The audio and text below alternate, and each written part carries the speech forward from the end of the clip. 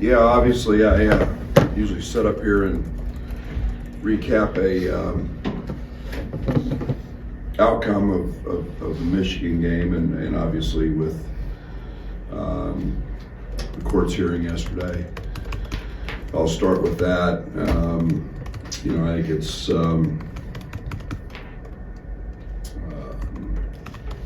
the court's decided that Terrence Shannon gets back full status immediately, and as we had a very, very late arrival back from Michigan, roughly 2 a.m.,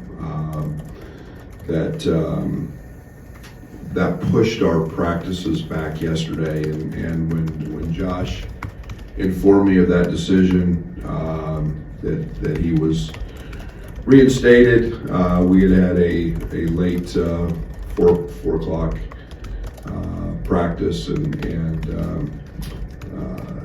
Terrence was available for that practice. So it was not a heavy intense practice in terms of that. We had some guys log some major minutes. We are going to go today. So obviously Terrence has been gone for 6 games. He's been gone for 3 weeks. And there's an integration process that takes place there. He has been away from the team in terms of team workouts. He was allowed to take part in individual workouts, continue his conditioning, continue lifting and doing those sort of things with Fletch, which was will help him. But there's obviously game shape and play. I will not start him tomorrow. This is a phenomenal league. We got a great opponent in Rutgers, and there's an integration process that will take place and be fair to everybody involved in that process. So it's obviously still a very serious situation. I'm not going to talk about the emotion of Terrence or anybody else. I'm going to say that it's basketball 101. It's back to basketball, helping this team continue to move and strive forward, and that's where we're at with that. And tomorrow we've got a great Rutgers team who we've already played, and then we get to see a different team than what we saw the first time. Mag is back. He's one of the outstanding defenders in our league. He is a guy that impacts them. He's averaging 14, 15 a game in league play, shooting it. They have completely changed their lineup in terms of they're very big. With him in the lineup, taking Noah Fernandez out, inserting Williams. We got 52% of our misses back in the first game. They haven't given up 26% since. 25 offensive rebounds against Nebraska the other night. And so, as always, Pike does an unbelievable job. This is one of the top defensive teams in the country. They are every year, and we expect to have to be better this Sunday than we were last Sunday. And that's our goal, is throughout all this, is to continue to get better every day, and we'll have to be good. Okay, take a question.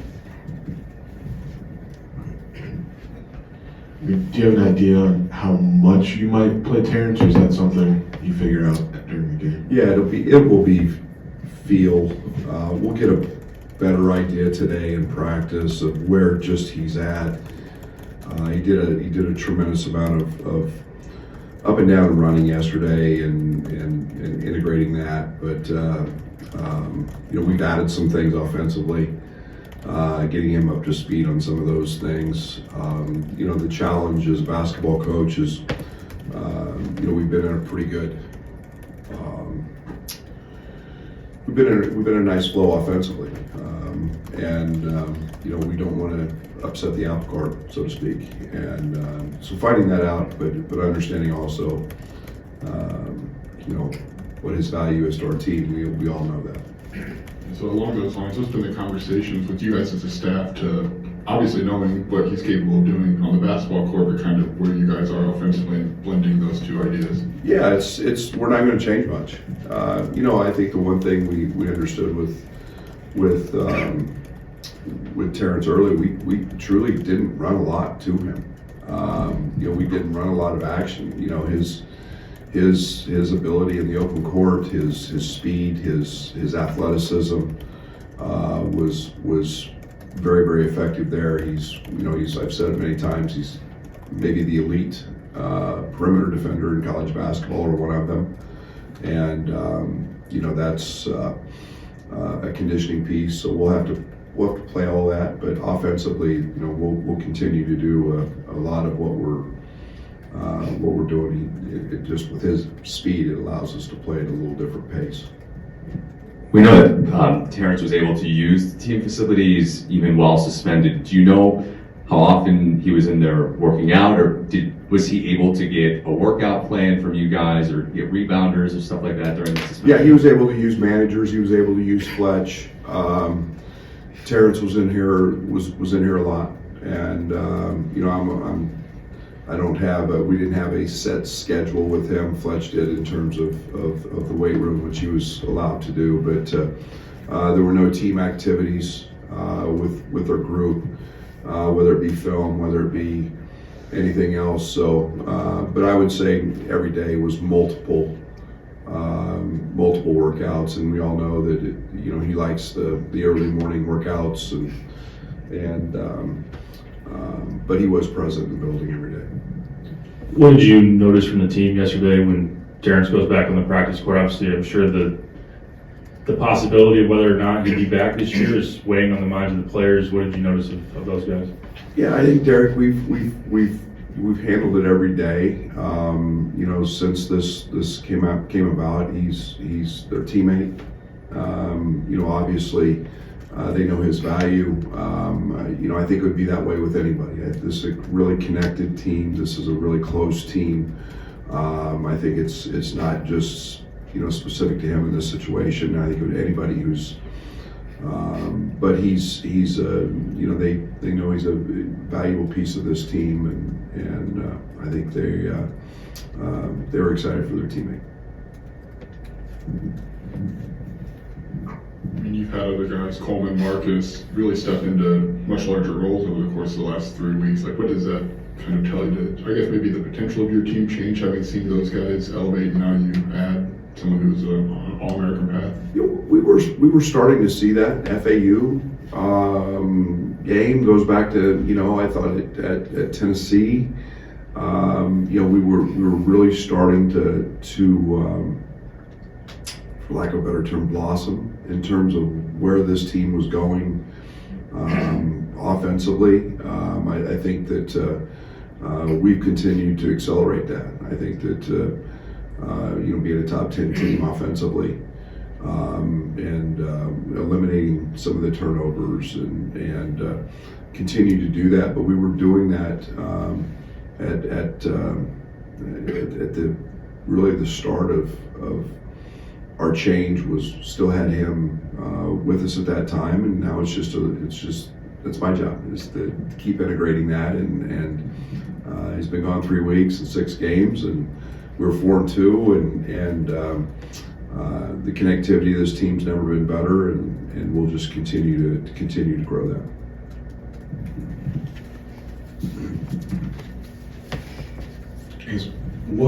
You mentioned offensively, that Jeremy good plus. Well, what does this maybe do for the team defense? Because in the last 6 games, offense, just in that stretch, like top 2 defense, not quite as high. Yeah, Yeah, there's as I said earlier, he's one of the elite defenders. He's 6'6", he's 220 pounds, and he's a very, very gifted athlete. And on the ball, he's been shown to be elite at that. And you add that piece back, and that helps us. There's no doubt about that. It helps us, and we've been able to grow some depth around that as well, and so you're just talking about an elite player on that end of the court.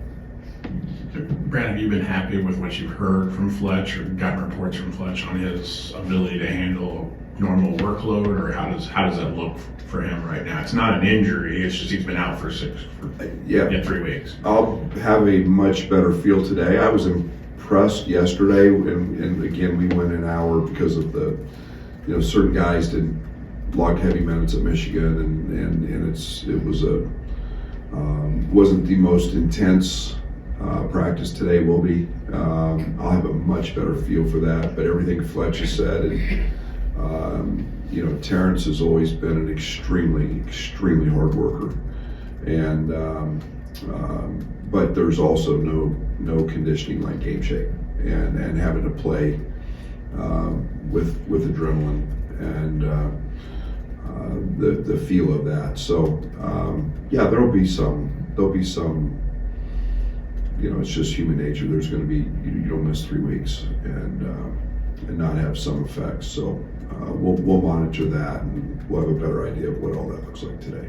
Coach, I know the suspension was lifted. When the decision came down yesterday, was there a discussion with Josh Whitman and the brain trust on whether you're obligated to play Terrence? Yeah, of course, say that. Yeah, and there's when Josh informed me what the court's decision was, and obviously that reinstates him to our program. And as a basketball coach, he's a really good player. He's been a part of our team, and we're going to reinstate him. And there's pretty simple. Brad, you don't go on the road until Wednesday, but as his coach, has there been conversations about how do we protect him when he goes on the road, on and off the court? Not yet, but there will be. This is a pretty rapid. Yesterday at 4 o'clock, and Rutgers, and Rutgers some more, and reinstating him. But we'll have those in due time. Coach, what are some of the challenges and uniqueness when you start going back through the conference schedule, a second time? We played them early. I think they were finding themselves, and I think they found themselves. And again, they had their best player, in my opinion, or one of their best players. He was an all-league defender last year that had an ACL, and he came back. And he's playing at a really high level. So, Pike's teams are always tough, they're physical, but they have made changes. And they've made changes in their lineup, they've made changes in their personnel. They're physically very, very big. Moving Williams in the lineup at 6'4", Mag in the lineup. They moved Wolfork out, and in essence, they're playing 4 guards. But they're long, they're athletic. Their style hasn't changed as much, but just their personnel, and they've grown together. They're playing well together. Brad, is there some sense of relief that you at least just got an answer yesterday, and it's not just something that's going to cloud over the team, whether he's going to be back or not in Terrence? Well, let's understand it's still a really serious situation for Terrence, and I day to day, I worry about the guys that I have to coach. I'm the basketball coach here, and yesterday Terrence joined our team again, and I've literally just tried to figure out how to keep moving the needle forward. Like I said, I love this team, I love this group, and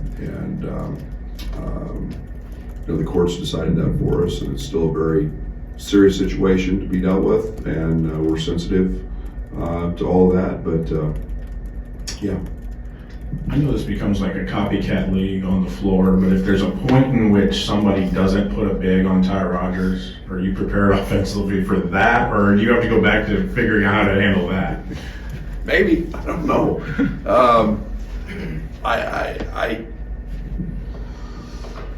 Yeah, I think so. I think so.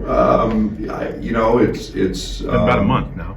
Yeah, I think that everybody's throwing bigs on Ty, and he's had a couple career highs, and Ty's so fast and in the open court that it causes problems. He's proven he's shooting a great percentage. He's getting fouled. His assist numbers are great. His turnover rate is really, really low. I just kind of look at it. Anytime we can get somebody to do something that maybe they don't practice every day, that they're having to scheme for us for, okay. But if they do play more traditional, we'll be fine. Brad, obviously Terrence's situation would be hard to ignore, especially for the teammates who went over to the hearing last week. How do you feel like they handled that while the uncertainty was there, and how do you feel like they'll handle all the outside noise that comes with him being back?